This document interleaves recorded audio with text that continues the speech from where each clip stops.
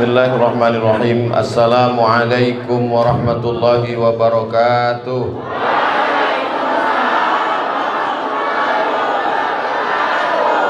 Apa kabar semuanya?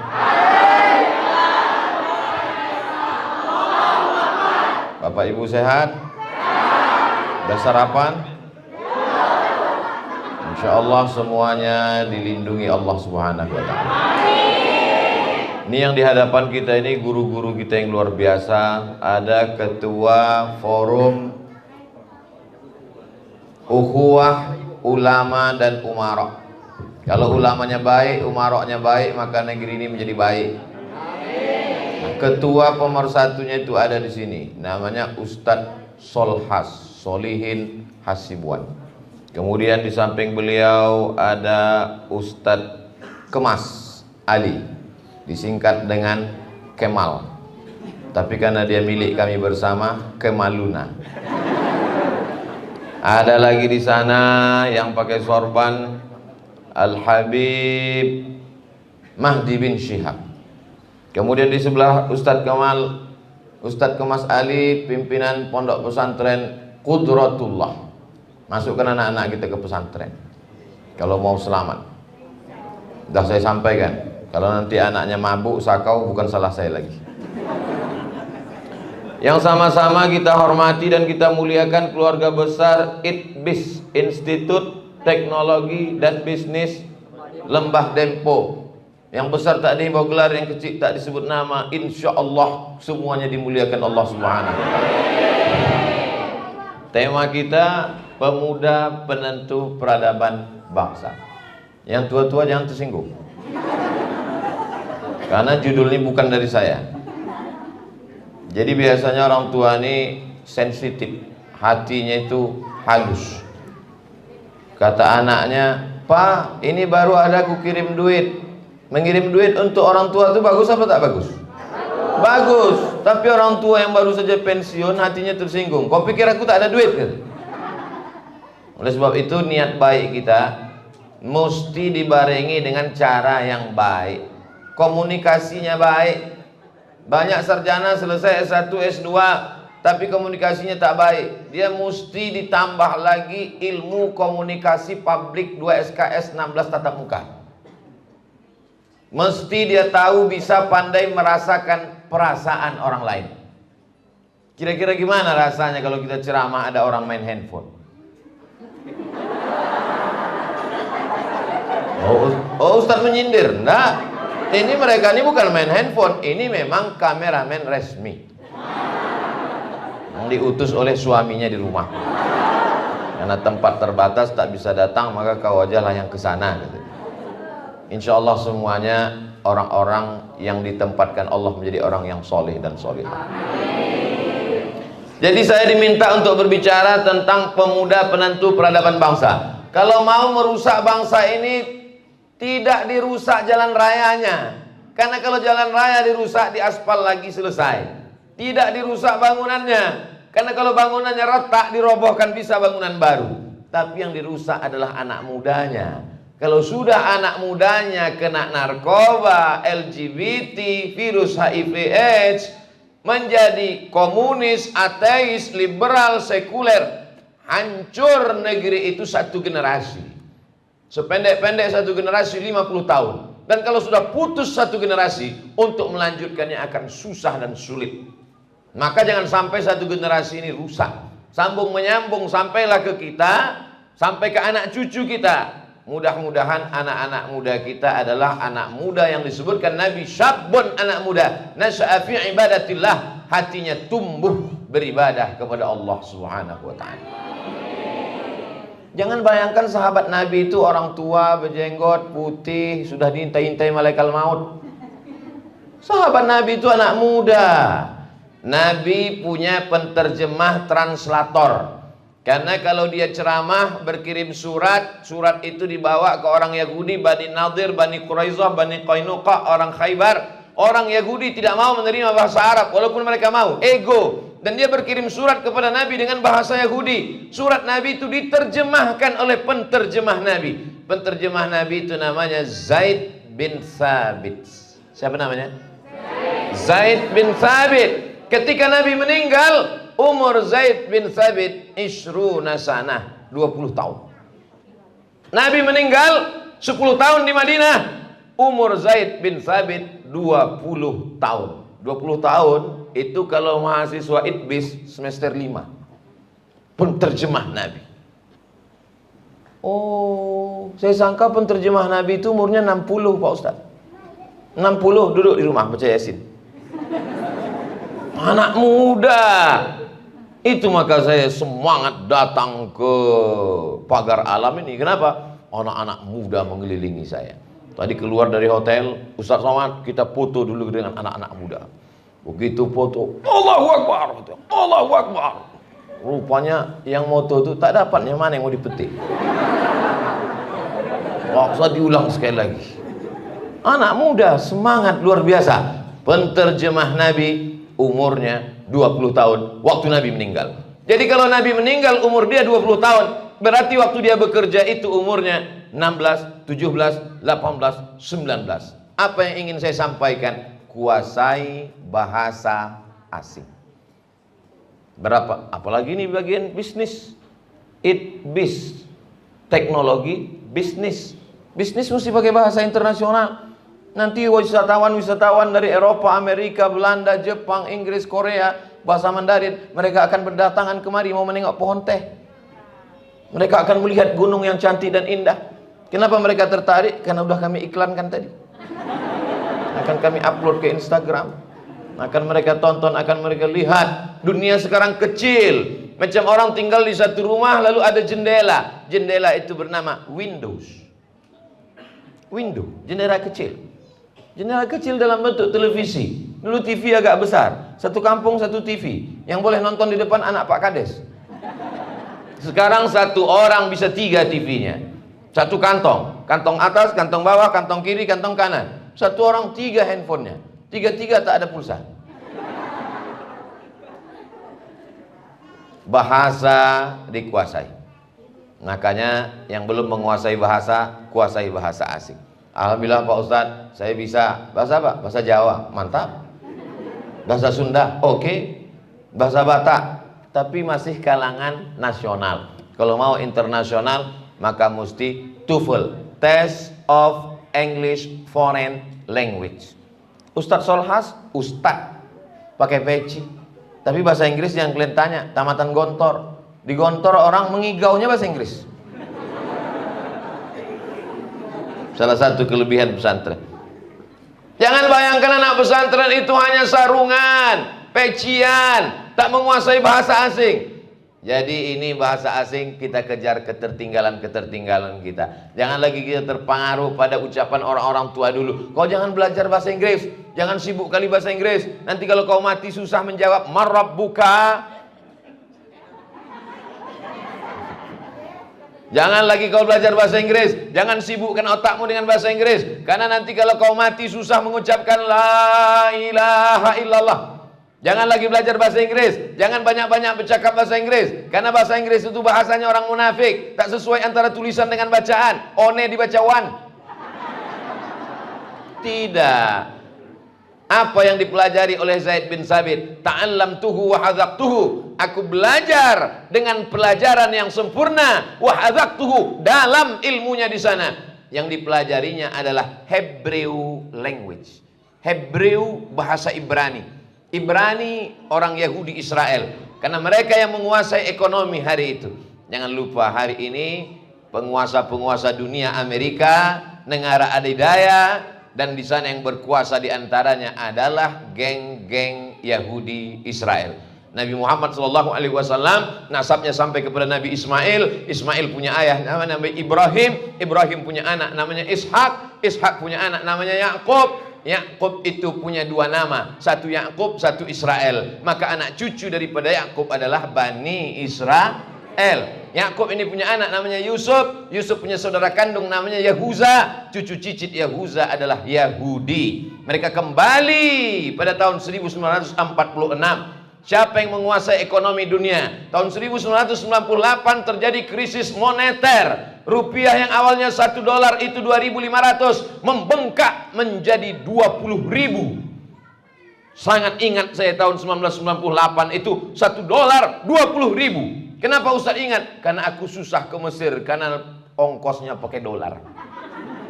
Akhirnya Allah bukakan pintu rezeki, naik pesawat juga lah ke Mesir.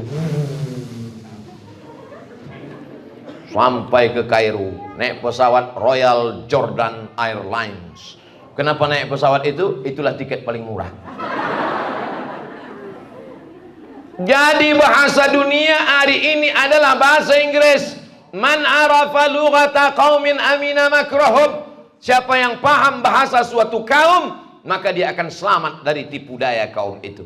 Siapa yang bisa selamat dalam dunia bisnis kalau bukan orang yang mengerti bahasa Inggris? Dia akan menulis jurnal.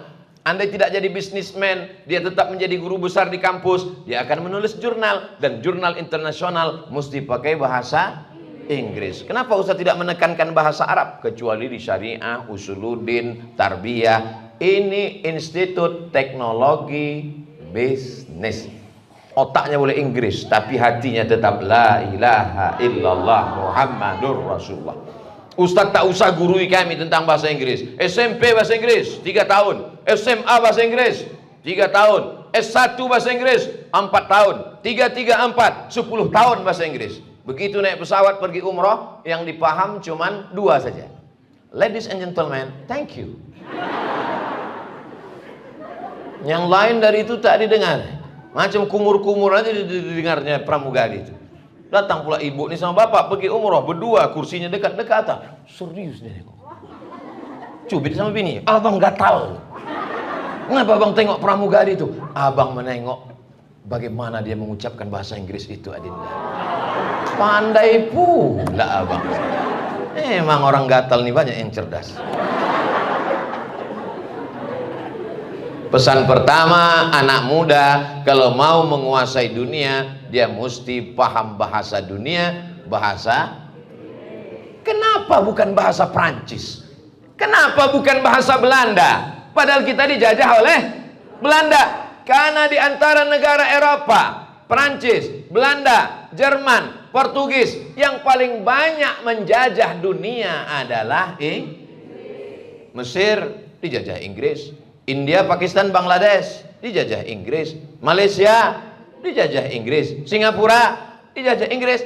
Maka siapa yang paling banyak wilayah jajahannya, maka bahasa dialah yang dipakai. Karena wilayah-wilayah itu dulu sudah terbiasa memakai bahasa itu.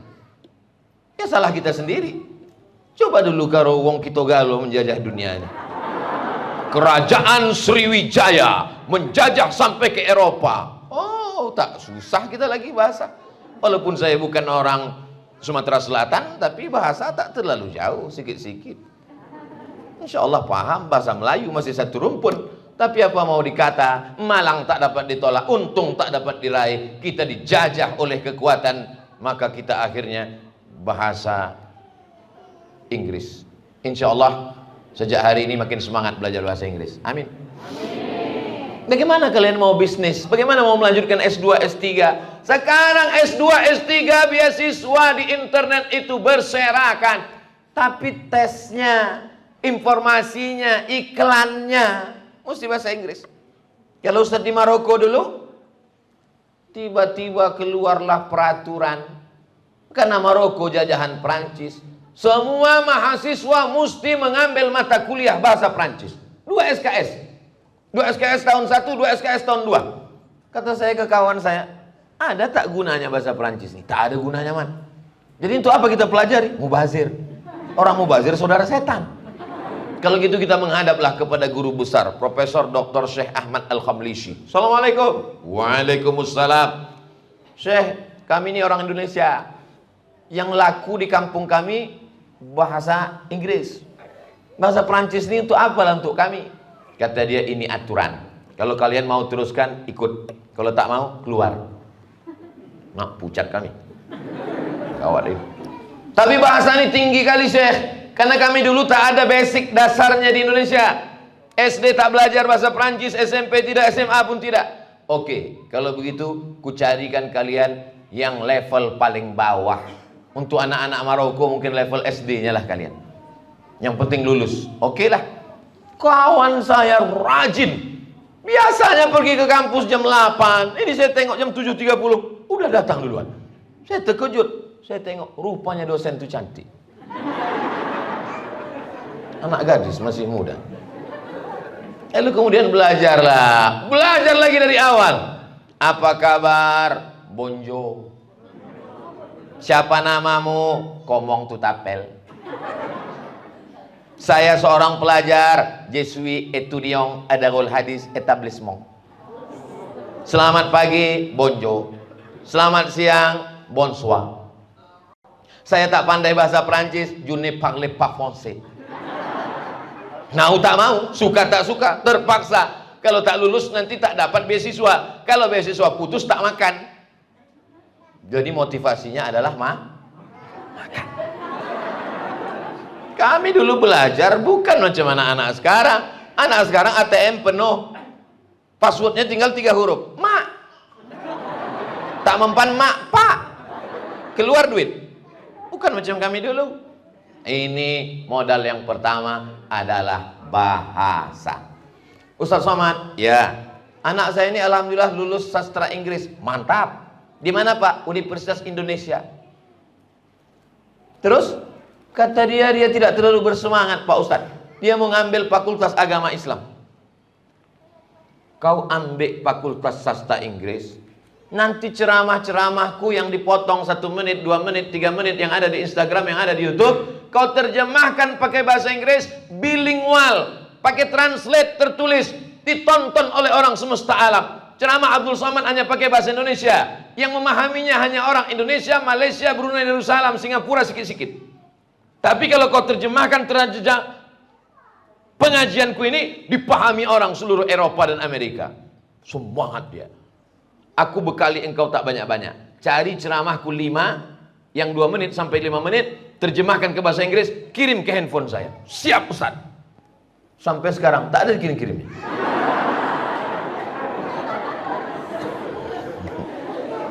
Modal pertama anak muda adalah bahasa. Pernah menengok video Zakir Naik? Zakir Naik menjelaskan tentang Al-Quran, Kristologi. Nabi Muhammad ada dalam kitab-kitab suci agama lain. Pakai bahasa Inggris. Maka ini penting. AC kita rusak.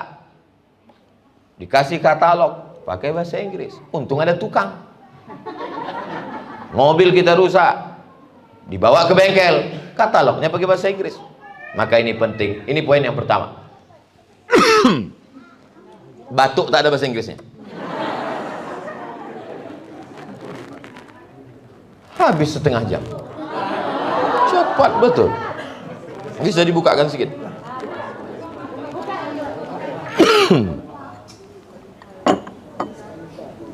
Ini punya Habib Ahmad Al-Habsyi. Masya Allah.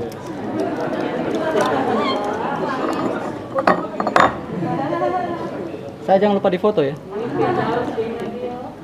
Bismillahirrahmanirrahim. Bismillah.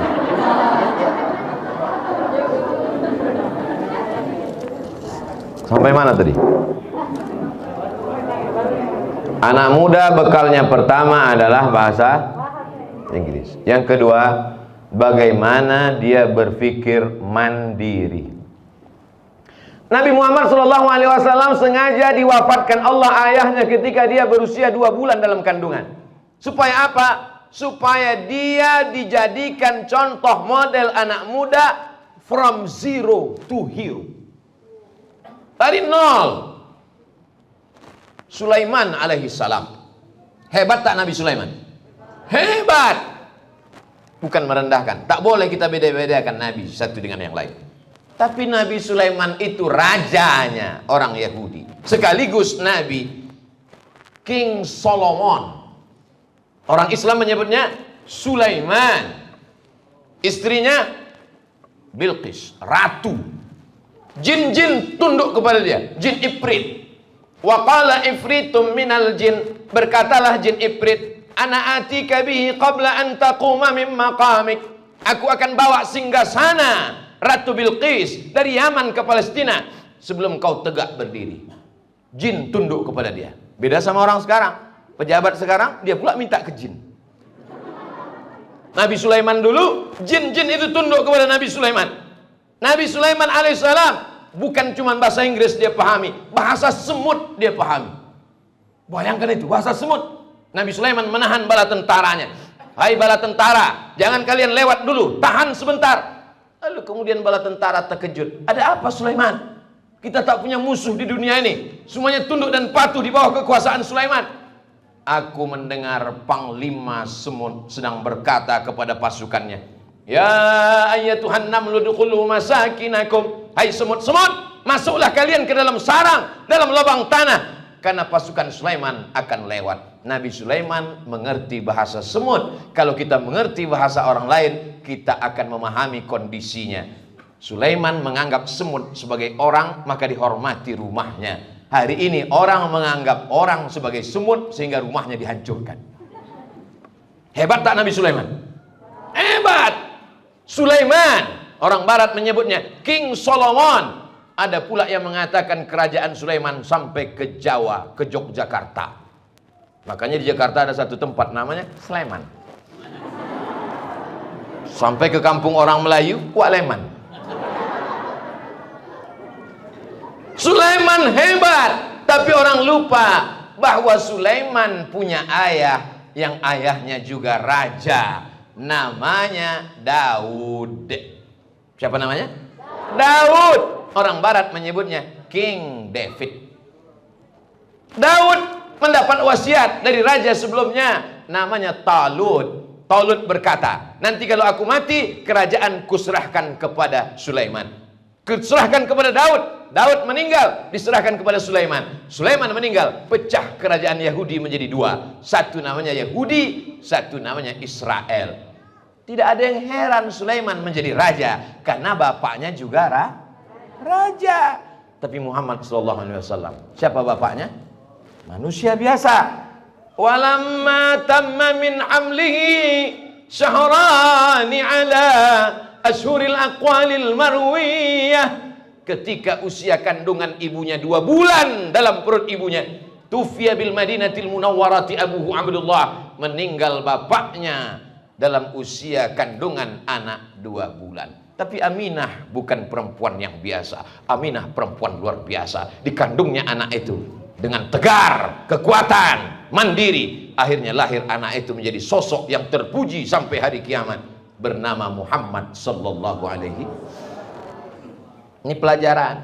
Jangan sampai anak-anak ini menggantungkan segala hidupnya kepada orang tua. Kalau awal bulan tanggal 1, tanggal 10 gagah perkasa. Tanggal 29 letoy, lesu, loyo, lunglai, karena duit sudah kering. Kalian adik-adik mahasiswa, kalau memang kalian gagah dan perkasa, nanti kalian kasih tahu ke bapak kalian, ya mak, jangan kasih aku uang belanja. Bulan ini ku coba menerapkan ceramah Ustadz Somad, akan ku cari makan sendiri. Siap? Tak siap. Ustadz enak aja ngomong begitu. Ustadz dulu kan kuliah minta juga sama orang tua. Saya kuliah di Al-Azhar Mesir dari tahun 1998 sampai tahun 2002. Tak ada kami diminta-minta belanja. Lalu makan Ustadz dari mana? Beasiswa Al-Azhar. Nah tuh Ustadz minta beasiswa juga kan? Beasiswa Al-Azhar syaratnya ketat.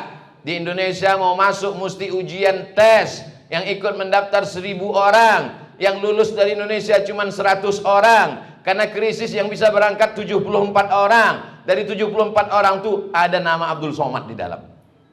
Ini bukan Ustadz ecek-ecek.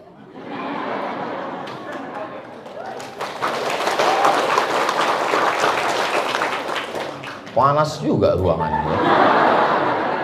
Padahal AC-nya 2 biji, kipas anginnya 3, yang satu mati. Padahal katanya di puncak gunung Dempo Pagar Alam ini sejuk katanya, adem ayem. Kenapa panas? Karena memang orangnya melimpah ruah. Kita ini sekarang sama seperti ikan mas dalam akuarium yang sedang berebut-rebut oksigen.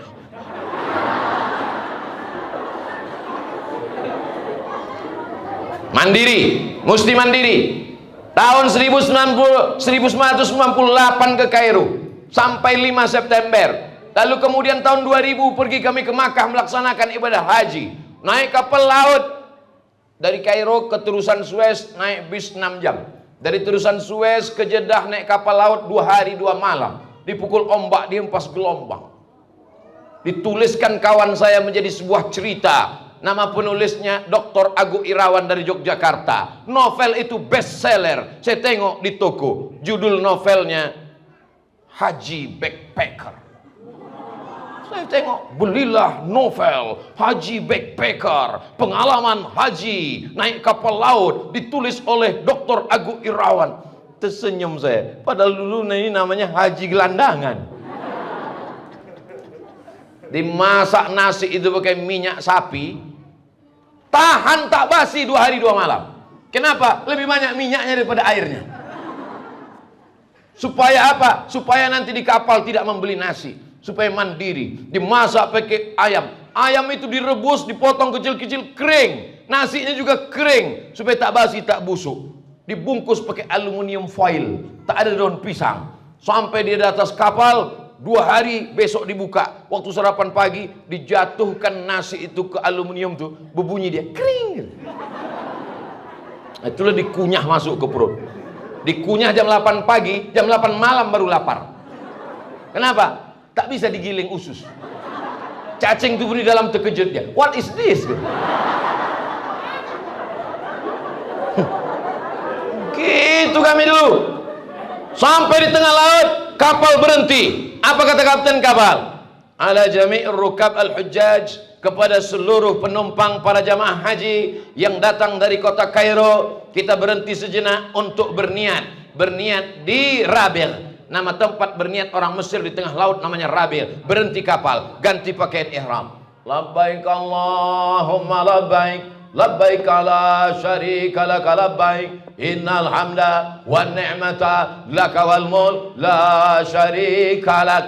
Waktu bertalbiyah di tengah laut, menengok alam semesta, menetes air mata, bukan main. Kau menangis kenapa? Teringat aku makku, kata kawan. Kau menangis kenapa? Teringat aku ayahku. Kau menangis kenapa? Calonku jangan-jangan udah dilarikan orang gitu. Yang satu lagi menangis juga. Kau menangis kenapa? Nanti kita di Makkah mau tidur di mana? Hotel tak ada. Nanti di Makkah kita makan apa? Duit tak ada. Karena hajinya keren, haji backpacker, dalam kurung haji gelandangan. Sampai di Jeddah, naik bis sampai ke Makkah. Sampai di Makkah, tawaf, sa'i, umrah, tahallul, cukur rambut. Jamaah haji Indonesia masuk ke hotel. Dah. Masjidil Haram itulah tempat tidur. Jadi ketika kemarin diposting foto saya ceramah di dalam hutan, karena tak ingin menyusahkan jamaah tidur kami di masjid, dikomen sama jamaah, Masya Allah, Ustadz Somad tawaduknya mau tidur di masjid. Dalam hatiku, kami dulu tidur di Masjidil Haram. Jam 3 malam, sebelum azan subuh yang pertama, tukang sapu cleaning service Masjidil Haram sudah membangunkan pakai mesin. Haji, haji, haji, haji, haji. Berangkat. Makannya dari mana?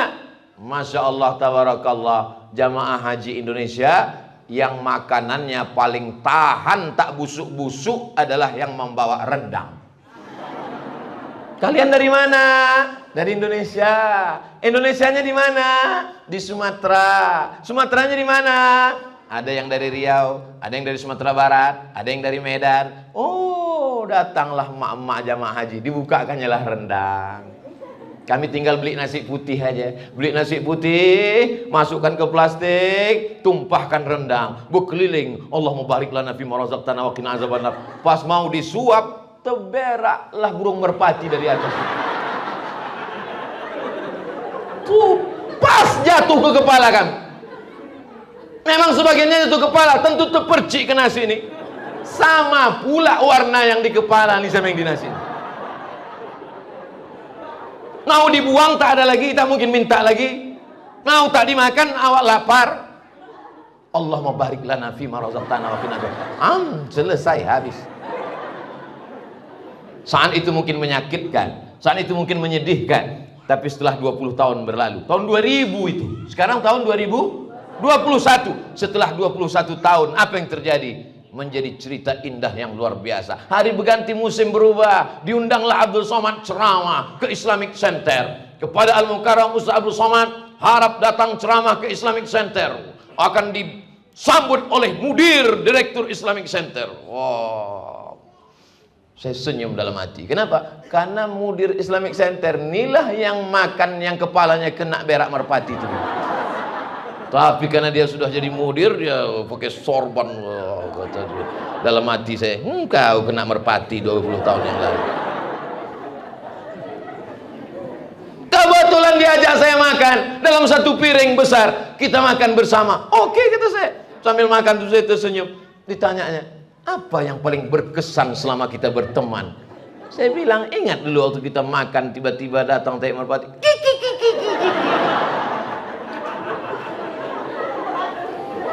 Jangan kalian pikir pulang dari Mesir disambut dengan karpet merah, disambut dengan tala al-badru alaina, disambut dengan marhaban dan marawis. Tidak. Kita bukanlah orang-orang yang disambut dengan kehormatan dan kemuliaan. Berjuang pontang panting, tunggang langgang, lintang pukang. Mandiri. Kalian sekarang luar biasa, pakai jaket kunyit, kuning. Yang satu lagi pakai jaket kunyit, cuman udah kena kapur sirih, jadi jingga. Luar biasa. Ini kehebatan yang luar biasa. Maka mesti mandiri dari sekarang. Berusaha untuk usaha kecil-kecilan yang disebut dengan UMKM. Kredit usaha mandiri, tahap apalah namanya. Buka usaha, kasih tahu sama orang tua. Ayah, emak, bulannya aku mau mengamalkan ceramah Ustaz Somad, mau buka usaha, aku mau buka doorsmear. Karena di tempat kami sering hujan dan banyak sepeda motor yang kotor. Jangan kirim-kirim belanja, jangan. Aku mau hidup mandiri dulu. Penuhkan aja ATM-ku. Nabi Muhammad sallallahu alaihi wasallam ketika dia dibesarkan oleh seorang ibu, tapi tak lama dapatnya kasih sayang ibu, meninggal Aminah. Di saat dia rindu peluk kasih sayang seorang ibu, pulang dari ziarah ke makam ayahnya Abdullah, meninggal di tengah perjalanan. Makanya makam Aminah itu jauh dari kota Makkah. Lalu kemudian setelah itu dia dibesarkan oleh kakeknya, datuknya Abdul Muttalib, meninggal juga Abdul Muttalib. Lalu kemudian dia dibesarkan oleh pamannya, siapa namanya? Abu Talib. Abu Talib pun tidak pula kaya. Di antara paman-paman Nabi itu ada Abu Lahab, ada Abu Jahal, ada Abu Lahab. Tabbat yada Abi Lahab. Abu Lahab itu saudara kandung Abdullah, adik beradik kandung antara Abdullah dengan Abdul Uzza. Nama asli Abu Lahab itu Abdul Uzza. Tapi karena dia orangnya ganteng, orang ganteng itu selalu digambarkan seperti api yang melahap-lahap, api yang menyala-nyala, maka dipanggil dia Abu Lahab. Jadi kalau ada mahasiswa, kawan, tetangga, sahabat kalian ganteng tapi tidak sembahyang, panggil dia Abu Lahab. Lalu kemudian dia dibesarkan oleh pamannya yang tak kaya, namanya Abu Talib.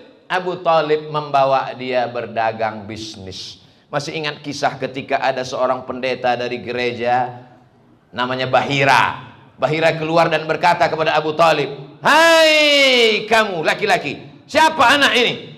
Kata Abu Talib, "Ini anakku. Ini anakku." Kata Bahira, "Tidak.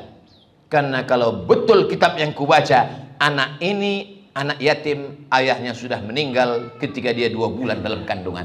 Terkejut Abu Talib, "Dari mana kau tahu Bahira bahwa ini anak yatim?" Karena dalam kitab suci yang kubaca, Nabi terakhir itu terlahir dalam keadaan yatim. Dari mana kau tahu ini anak yatim? Karena dari kitab yang kubaca, Nabi terakhir adalah yatim dan dia selalu diikuti oleh awan.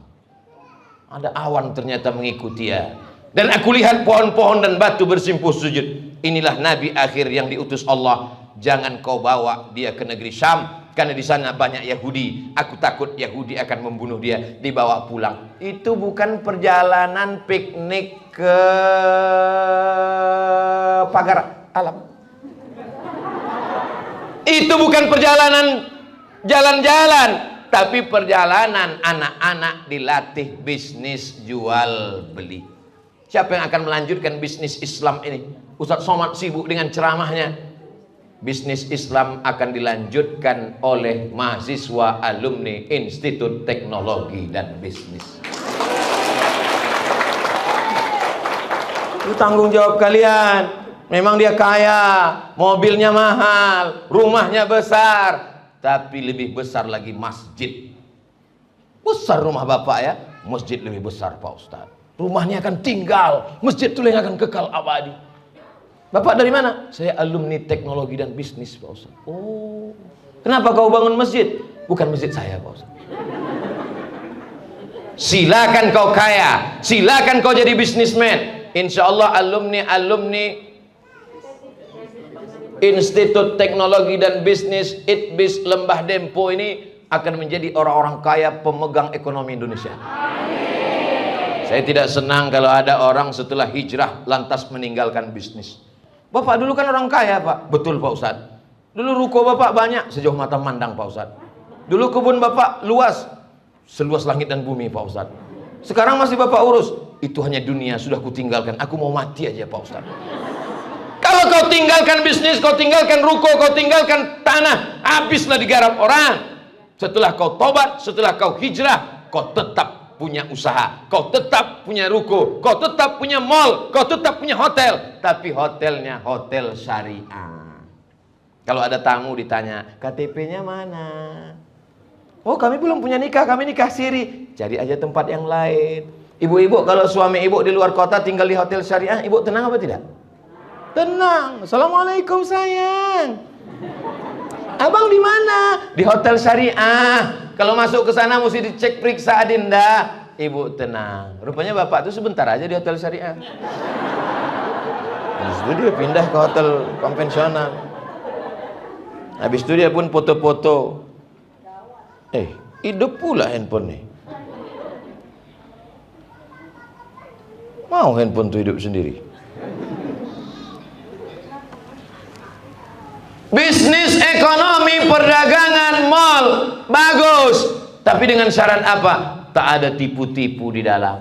Jangan sampai mata yang paling tajam di dunia ini bukan mata dokter.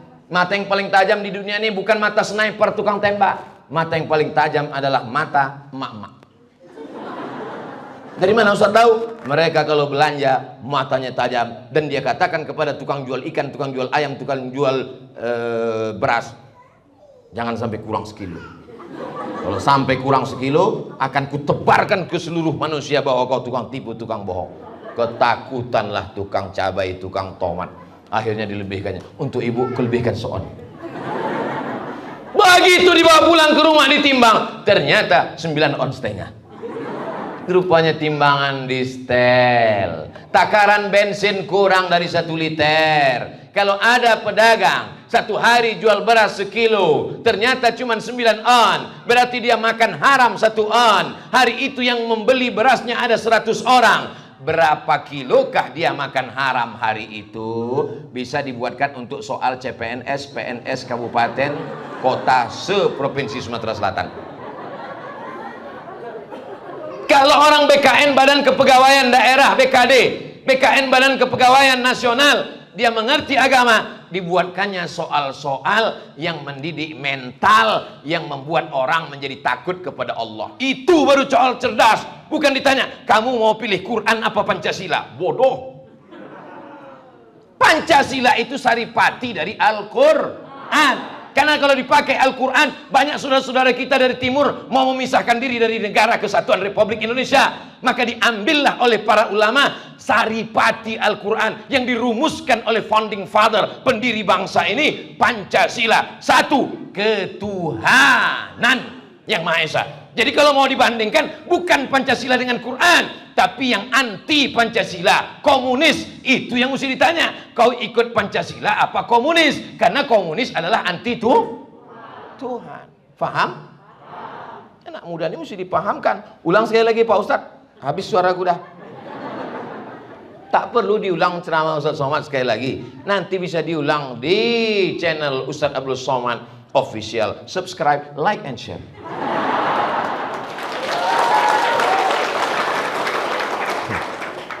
Anak muda mesti mandiri. Siap anak muda mandiri? Siap. Lahir menyusahkan. Akikah menyusahkan. Kuliah menyusahkan. Nikah menyusahkan. Lahir cucu menyusahkan juga. Ya, anakku lahir, rumah sakit. Biniku tak bisa melahirkan, sudah 24 jam, akhirnya operasi sesar. Tolong transfer duit. Jangan sampai di kepala kalian kalau mau pulang ke rumah tertulis di kening kalian, troublemaker. Bukan buat masalah. Jangan sampai nama kalian di handphone orang tua kalian membuat dia sesak napas, jantung koroner. Begitu masuk telepon kalian, duit nih. Kalau belum bisa membahagiakan orang tua, jangan menyusahkan orang tua. Siap? Yang jawab siap mak-maknya pula.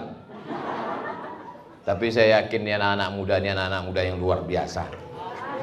Kalau tidak anak muda yang luar biasa, anak muda yang biasa di luar. Saudara yang dimuliakan Allah Subhanahu wa taala, apa yang diceramahkan Ustaz Somad di ITBIS tadi, Institut Teknologi Bisnis? Yang pertama, bahasa. Yang kedua, mandiri. Yang ketiga, mesti ada niat dalam hati jadi orang kaya. Ini ustaz-ustaznya orang kaya semuanya. Tunjuklah mau yang mana kalian tunjuk. Orang kaya. Habib Mahdi, orang kaya. Dari mana ustaz tahu Habib Mahdi orang kaya? Kuliahnya di Yaman. Dari Sumatera Selatan, Palembang ke Jakarta masih bisa naik kapal tongkang. Tapi dari Jakarta ke Yaman naik pesawat. Di Yaman bertahun-tahun dididik oleh Habib Umar bin Hafiz. Dari mana dia bisa kuliah jauh kalau tidak orang kaya? Siapa lagi? Ustadz Solhas, kaya. Pergilah kalian tengok pesantren Ustadz Solhas.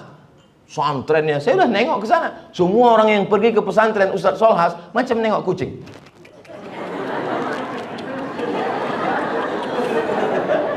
Bangunannya, santri-santrinya, sekolahnya, ini tempat berkuda, ini tempat memanah, ini lapangan bola, ini. Bagaimana? Sekarang orang buat rumah aja susah, bisa membuatkan rumah untuk santri-santri. Izzatuna, kebanggaan kami. Ini Ustadz Pondok Pesantren Qudratullah. Oh, jangan tanya lagi. Qudratullah bukan pesantren, ada hotelnya. Saya nginap di sana. Sedap makanannya, yummy. Pesantren bisa punya hotel. Ustadz Somad, kadang saya jadi ustadz ini kadang malu. Sudah pakai peci, pakai sorban, pakai koko, diinapkan di hotel yang tidak syariah. Karena yang ngundang tak punya hotel syariah, karena pesantren tak punya hotel. Begitu di hotel bercampur aduk lah sama orang yang pakaiannya belum selesai dijahit. Terpaksa lah kita begini aja di lift itu. Tengok sedikit. Bukan menengok. Menengok lift itu maksudnya. Jangan sampai naik ke lantai 12. Itu maksud saya. Bukan menengok dia. Setelah turun dari situ 100 kali istighfar. Astagfirullah, astagfirullah, astagfirullahalazim, astagfirullahalazim. Yang bisa menyelamatkan ini hanyalah orang-orang kaya. Siapa yang bisa bangun masjid? Orang kaya. Siapa yang bisa bangun hotel syariah? Orang kaya. Maka kalian khusus alumni Institut Teknologi Bisnis mesti wajib hukumnya kalian jadi orang kaya. Ustadz kaya, apalagi kalian? Ustadz Somad kaya hati. Nanti kalau kalian kaya, kalian bangun pesantren gratis untuk tahfiz Quran. Kalau kalian kaya, kalian bangun masjid. Teringat kalian, dulu yang menyuruh aku jadi orang kaya ini Ustadz Somad, maka aku bangun masjid besar, namanya Masjid As-Somad. Assalamualaikum. Waalaikumsalam. Betul ini nomor Ustadz Abdul Somad di Riau yang dulu ceramah di kampung kami waktu itu saya kuliah. Betul. Sekarang masjidnya udah siap Pak Ustadz. Aku tahu kalau ku undang engkau peletakan batu pertama pasti tak mau datang. Karena banyak batu pertama tak berlanjut ke batu berikutnya. Tapi kalau ku undang kau meresmikan Masjid As-Somad nih pasti mau Pak Ustadz. Oke, I'm coming. Datanglah saya meresmikan Masjid As-Somad yang didirikan oleh alumni Institut Teknologi Bisnis. Penandatanganan prasasti. Macam tadi malam. Tadi malam direkam kamera penandatanganan prasasti. Rupanya spidol itu tak ada tintanya. Penandatangan. Berbisik saya ke Pak Wali. Pak Wali, tak ada tintanya, kata Pak Wali. Gerakkan aja Pak Ustaz.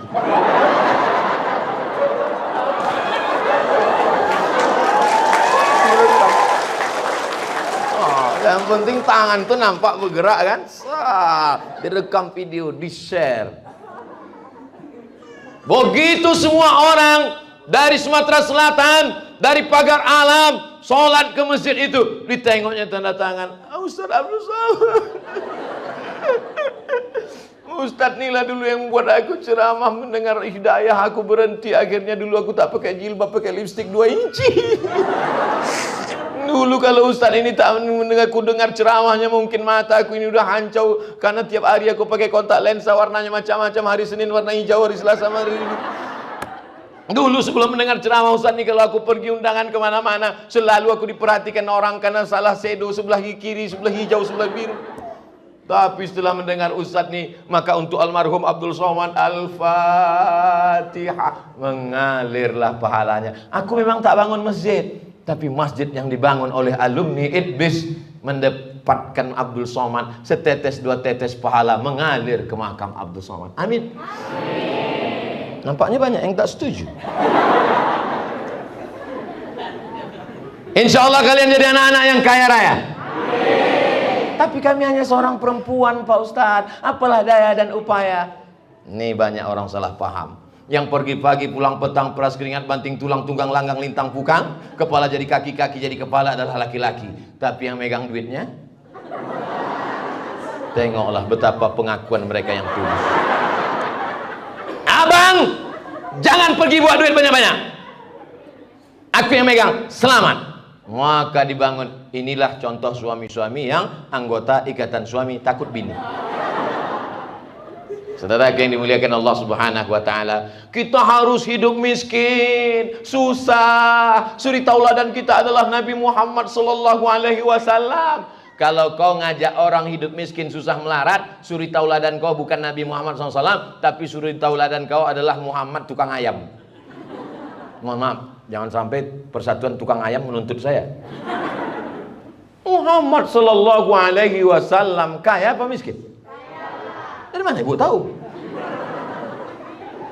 Menikah dia dengan Khadijah. Siapa istrinya? Khadijah. Umurnya waktu menikah? 25 tahun.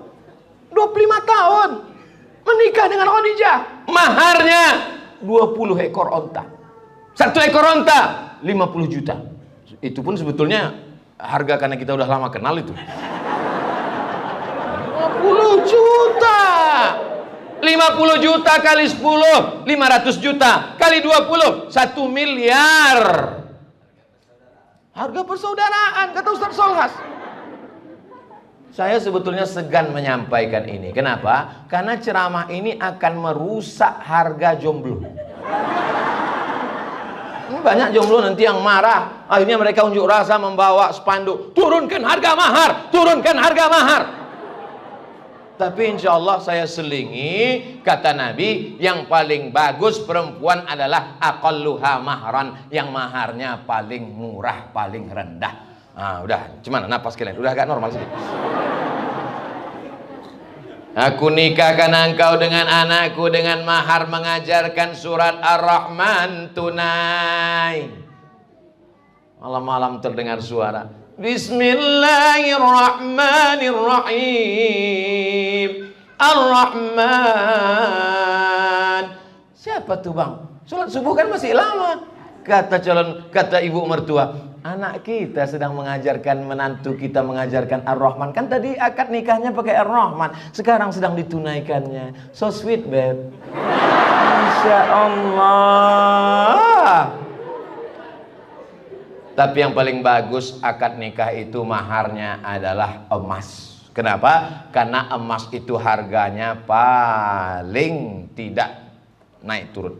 Kalau rupiah hancur, dolar tak tahu kita entah apa yang terjadi. Jatuh Joe Biden, tak tahu entah bagaimana ekonomi Amerika. Tapi kalau emas tak pernah turun, emas naik terus, betul? Pertama gelang kaki, habis itu gelang tangan, habis itu gelang leher, habis itu gelang hidung, habis itu telinga. Emas naik terus. Aku terima nikahnya dengan mahar sebentuk cincin emas tunai. Adik, nanti kalau kita nikah mau pakai apa? Emas aja, seperti ceramah Ustadz Abdul Somad. Akhirnya pergilah ke mall. Sampai ke mall ditunjuknya lah di etalase kaca. Ada cincin, ada gelang, ada subang, ada anting. Oh, yang mana adik? Yang ini bang. Tanya, koh. Berapa harga emas ini? Ayah, 100 juta lah.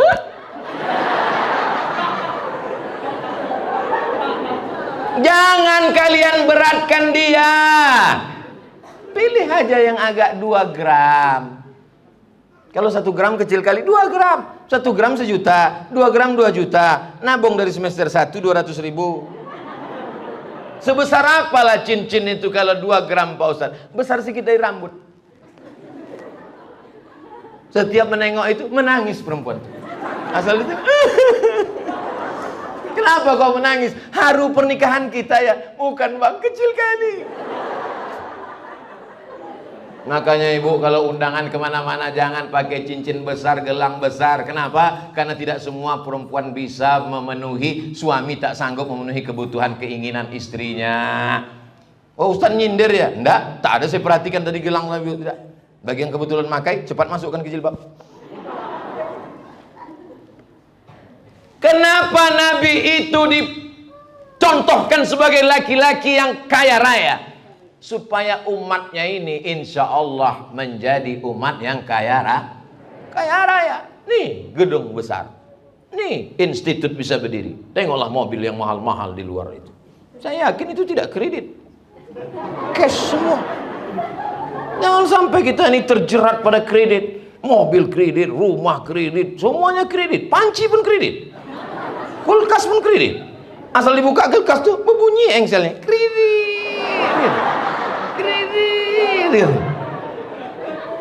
Jangan sampai kita mati meninggalkan hutang. Jangan terjebak pada keinginan-keinginan hawa nafsu yang luar biasa. Kalian kan paling mengerti tentang konsep ekonomi. Jangan sampai lebih besar pasak daripada tiang. Gaji berapa?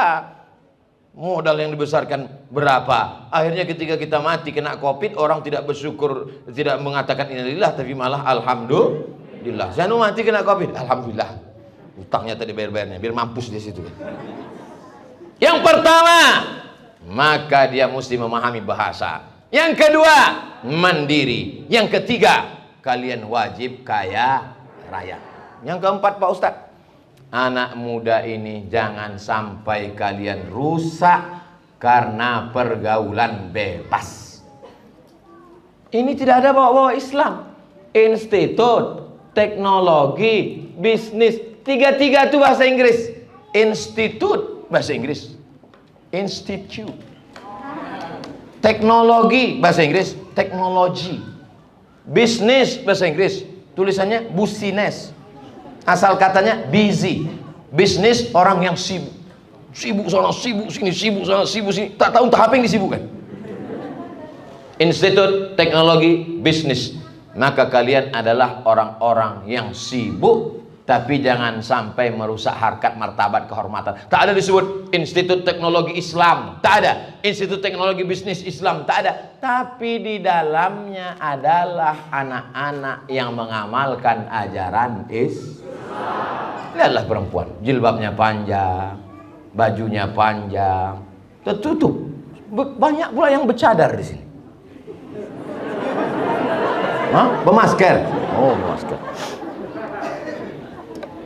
Laki-laki di sini, perempuan di sini, tidak ada campur aduk. Sudah di tengah itu ada karpet merah. Mestinya tadi kami masuk tuh dari pintu sana. Habis sambut pakai lagu di sini. Oh, nampak rombongan Ustaz Abdul Somad beserta para habaib dan ulama memasuki. Wah, Allah dimasukkan ke TikTok.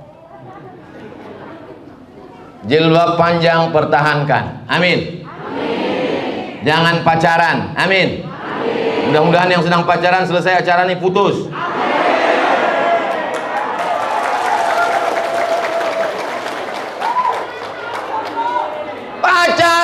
Bertahun-tahun dari semester 1 naik semester 2, naik semester 3, naik semester 4, makan bakso, makan mie ayam, segalanya, jalan sini. Nikah tidak. Dibuka, dijilat, dicelupin, nggak dimakan. Untuk apa? Jangan mau kalian gadaikan harkat martabat kehormatan perempuan. Betul?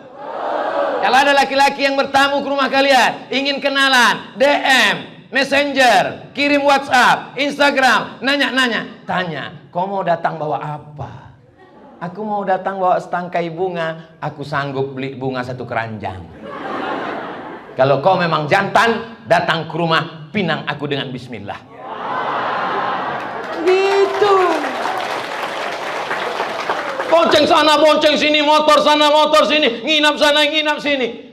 Untung sampai sekarang belum ada detektor cap jempol. Kalau ada, penuhlah badanmu itu dari ujung rambut sampai ke ujung kaki, cap jempol, cap kelingking, cap jari, mana-mana. Jangan sampai hari pernikahan kalian yang paling sakral, yang paling mulia, justru menjadi hari musibah internasional karena bapak kalian mengamuk di sipaknya laki-laki itu. Aku nikahkan engkau dengan mahar tunai. Sebetulnya aku tak mau menikahkan anakku sama kau, setan.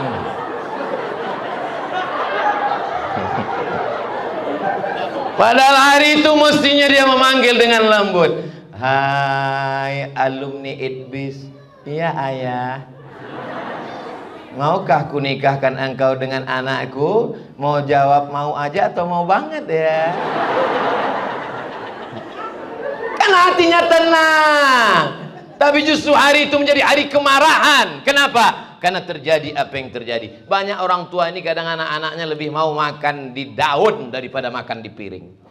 Sudah bagus ada piring cantik, piring kaca, tak mau dia. Dipinang bagus-bagus, tak mau. Pinang rapat, dalam pinang rapat-rapat supaya puyuh tak dapat lari. Sudah ku pinang tak dapat, ku pujuk-pujuk, ku bawa lari gitu. Barulah tahu. Bapak-bapak, jangan kau biarkan anak gadismu dibawa orang. Pak, Bu, saya bawa anaknya ya. Jangan. Ustaz Abdul Somad sudah menyampaikan di ITBIS. Sekali tidak, katakan tidak. Say no to bonceng.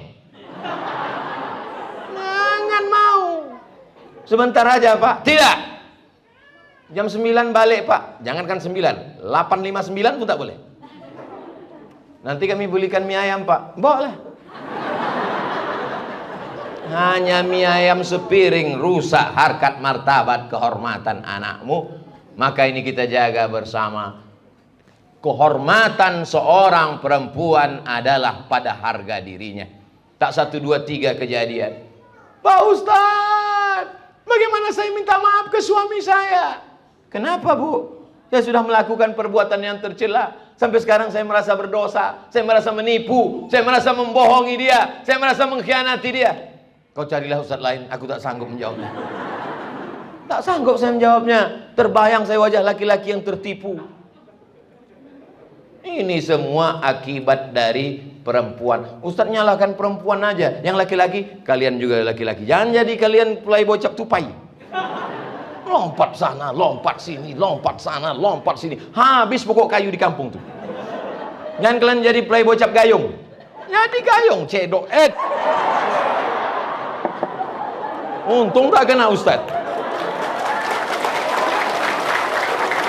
Jangan kalian jadi playboy cap gayung. Semuanya kalian cedok. Dari mulai sumur sampai bak mandi orang pun kena ambil juga. Tapi insya Allah kalau saya tengok wajahnya ini soleh-soleh semua. Cuman banyak yang bilang saya ini sudah rabun.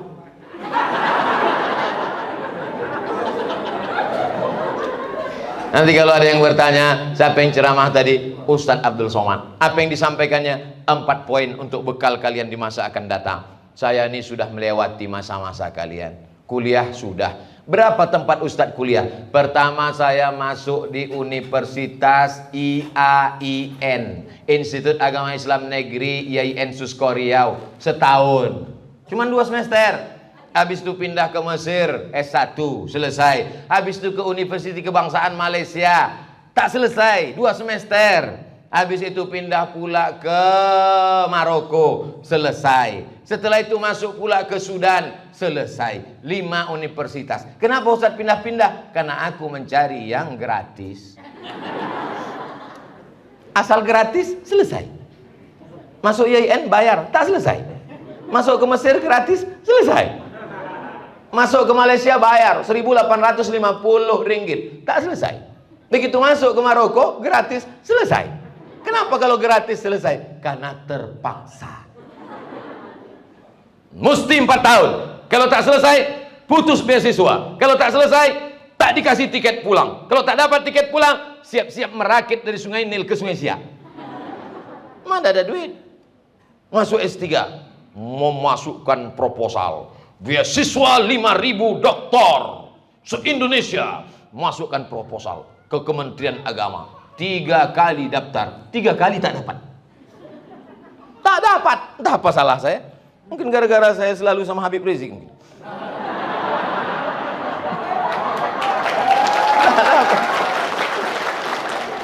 Sampai akhirnya saya buang air kecil lah di WC. Iyalah Pak Ustadz. Di WC airport, di tempat yang tempat orang-orang hebat itu apa namanya? Lounge. Begitu keluar dari toilet, datang bapak-bapak. Ustadz Somad ya? Iya Pak, saya udah mulai takut nih. Ustadz Somad ya? Iya Pak. Dikeluarkannya lah kartu namanya. Ini nama saya, Ustadz Musti S3, Ustadz Musti Doktor, Ustadz Musti selesai, dan saya akan menanggung biaya Ustadz Sari S3 dari A sampai Z sampai selesai. Tiket pesawat saya nanggung semua. Ini kartu nama saya. Sejak itu sampai sekarang tak pernah saya telepon dia. Tapi Allah sudah membalas doa dan kebaikan dia insya Allah. Lalu dari mana biaya Ustaz itu? Wallahu alam. Berdatangan saja duit itu turun, akhirnya selesai. Tak pernah sekalipun saya membeli dolar pakai rupiah. Enggak. Dikirim Allah melalui orang-orang yang soleh. Ditutup Allah satu pintu di Kementerian Agama, dibukakan Allah dari pintu-pintu yang lain. Rezeki tak berpintu guys. Akhirnya selesai. Selesai Desember tahun 2019. Desember 2019 selesai dokter, pulang.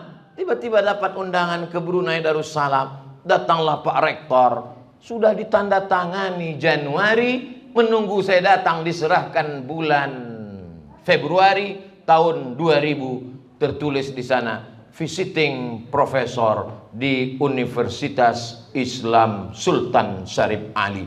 Akhirnya kalau saya diundang kemana-mana, ditulislah sampai hampir 2 meter. Profesor Haji Abdul Somad, LC, MA, PhD. Itu maka sampai hari ini saya tidak punya kartu nama. Karena kalau saya punya kartu nama, itu diletakkan di kantong sampai ke ketiak.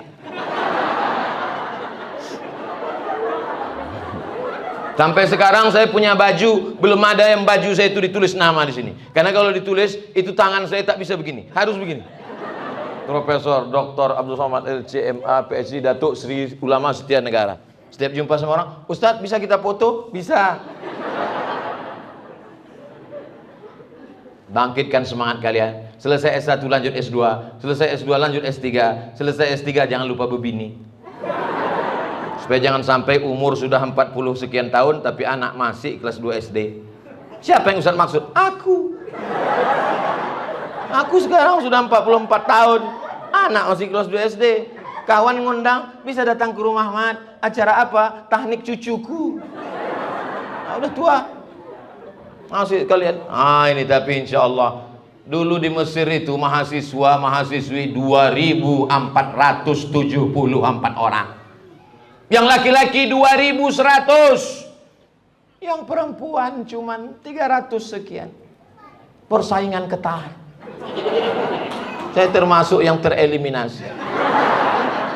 Jadi maksud saya kalian jangan asik sibuk belajar, dekat-dekati juga lah sedikit. Tapi jangan dekati langsung, berbahaya. Datang ke Habib Mahdi, datang ke Ustadz Solhas, jangan datang ke saya. Jangan kalian menghadapi orang tua mereka langsung kepedean. Assalamualaikum Bapak, aku Minang anak Bapak. Mau kau kasih makan apa? Gitu. Tapi kalau kalian bawa backing ini, insya Allah kalian diterima. Ini yang kalian bawa saya. Kalau saya yang datangan ini, saya diterima mereka.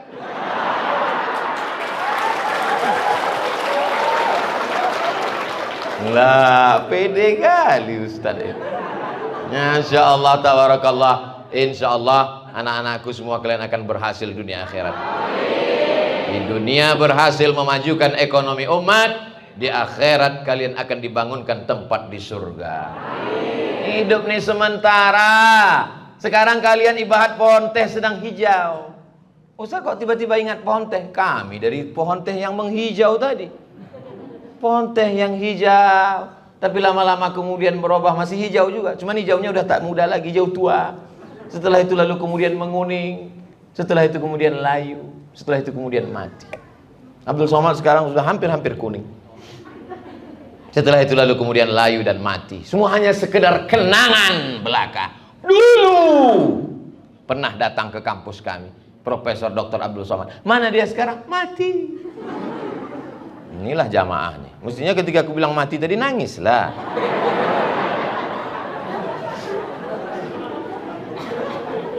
Dulu kita ini hanyalah masa lalu. Masa depan itu di mana? Masa depan ada di tangan alumni Institut Teknologi Bisnis Lembah Dempo. Masya Allah, bangunannya luar biasa. Saya cuma mau menunjukkan gambar saya aja sebetulnya. Saudara yang dimuliakan Allah Subhanahu wa taala, itulah yang dapat saya sampaikan. Saya mulai tadi jam setengah 10. Sekarang sudah jam 11 kurang 15. Berarti kita sudah 75 menit bersama. Ini sudah melanggar kode etik 600 ml. Mudah-mudahan kebersamaan kita ini bernilai amal soleh. Di akhir majelis, mari kita aminkan doa yang akan dipimpin oleh Habib Mahdi bin Syihab. Sebelum berdoa kita meminta tawasul kepada Allah dengan kemuliaan surat Al-Fatihah. A'udzubillahi minasyaitonir rajim. Bismillahirrahmanirrahim. Alhamdulillahi rabbil alamin. Arrahmanir rahim. Maliki yaumiddin. Iyyaka na'budu wa iyyaka nasta'in. Ihdinas siratal mustaqim. Siratal ladzina an'amta 'alaihim ghairil maghdubi 'alaihim waladdallin. Amin.